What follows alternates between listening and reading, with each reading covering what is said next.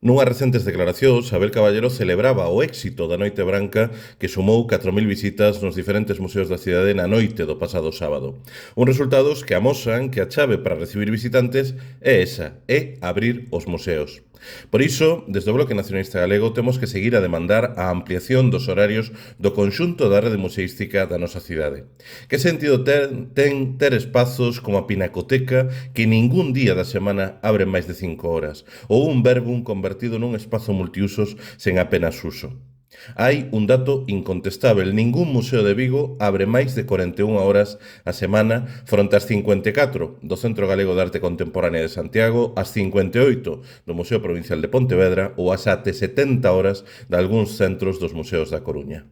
De insuficiencia dos horarios de apertura dá moi boa conta que o Marco, que é o espazo expositivo con mellor horario, con 7 horas e media 5 días a semana e 3 horas e media aos domingos, continúe a ter máis visitas nas actividades que se organizan no seu auditorio que nas súas propias exposicións. A Noite Branca é unha boa iniciativa. O problema é que cando acaba, os museos de Vigo volven a total escuridade día e noite por causa da nefasta política cultural do goberno municipal de Abel Caballero, unha política que provocou que a rede museística da maior cidade de Galiza reciba hoxe a metade de visitantes que na altura do ano 2011. Está moi ben que unha noite ao ano os museos abran as súas portas, pero as viguesas e os vigueses queren poder visitalos todos os días do ano.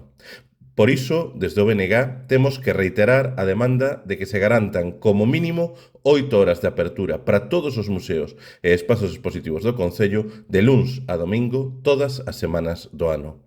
Os museos poden e deben ser un espazo para avanzar na democratización do acceso á cultura, porque a cultura é un dereito.